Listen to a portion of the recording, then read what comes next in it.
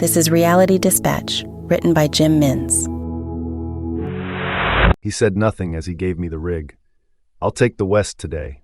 West and north. You do south and east. He didn't want to buddy up. We were to do opposite sides of the building, a sign the tension was hot. The prick. I knew he wanted me off the team. Didn't trust me because my technique was off. That's what Malcolm told me anyway. I loved scaling buildings. I wanted to start my own business. He didn't have to be the only game in town. I could wash windows all over town if I just developed the right model and got the courage to bid for customers. He'd kill me if he ever knew I thought this way. I checked the connection to the anchor point on the roof. I scaled the access ladder and did a knot test. At the time, it looked tight. I didn't question it. That was my mistake. I didn't notice it until I was 20 floors down. I liked to work low to high and finish at the top. Another reason he hated me, my counterintuitive approach to window cleaning. The harness was locked in a twist that briefly caught me off guard. I held my breath on the 13th floor windows, not noticing my sneakers pounding into the glass as I attempted to unravel it without unclipping the entire harness.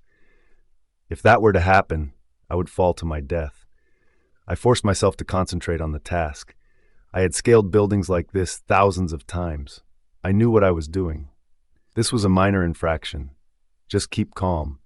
Although the knot was worse than I had ever seen before, the seam had a break in the stitch that I could not tell was fatal or not. Just unravel it. Keep calm. I was twirling, dangling on the line, my sneakers banging into the window periodically. I looked up. A woman was staring back beyond the glass, her face in shock. She stood from her desk. She signaled for others to join her. They watched on, their hands over their mouths.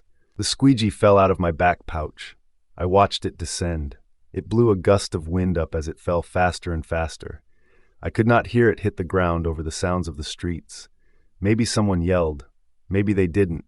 If they did, I could not be sure it was because of me. The fabric loosened some more. The cable ran through the bolt at speed. I fell another floor down, rapidly, then stopped, and the thread settled on the knot that was still unfurled. How long would it last? Another break in the thread and I would fall completely. My shoes hit this new pane of glass. Another office worker startled by my appearance in front of their desk. They repeated the shock of their neighbor one floor up. A crowd had gathered below. I could hear them now. Too many not to notice. Somebody help him. Call an ambulance. There was no hiding my predicament. I was trying to keep my movements minimal, manageable. No one would know you were in trouble if they couldn't tell, right? I thought I'd wriggle back control of the thread, use my arms to pull myself back up to safety. 17 stories. Excessive? Yes. Achievable? Who knows? But first, to overcome this knot without unclipping the harness. Now I had to do it with an audience below. Benny. I looked up. Jake was above me, the last person I wanted to be in trouble in front of. He would recommend I not do any more cleanse. This was the end of my window cleaning career.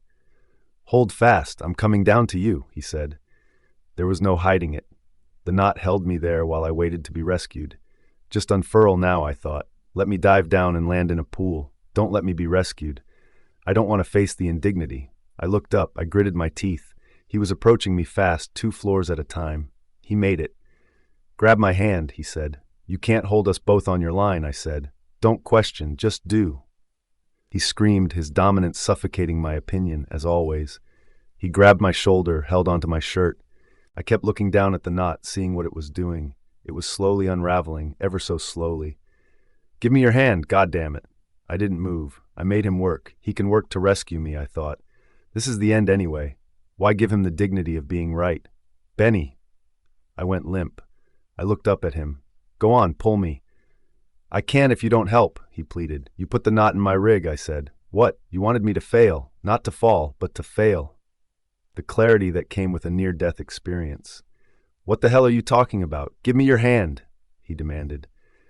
You want me off the crew. You want Dave to fire me. I know you sabotaged my rig. You handed it to me just as I clipped on this morning, I said. Give me your hand. You're gonna fall. The line unfurled. The cable flew through the latch. My body was going to fall. He held onto my shirt at the shoulder.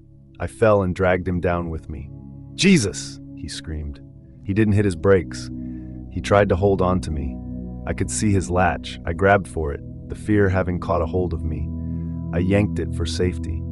My motive was simple, something to hold on to. I held it tight. It unlatched. He fell out of the harness. He fell to the ground below. I dangled from his latch as he hit the ground. I could hear the screams from the crowd that had gathered below, the horns blaring. The city had come to a standstill. I looked up at the window opposite as I held on for dear life. No one at the desk this time. An empty chair, a vacant floor.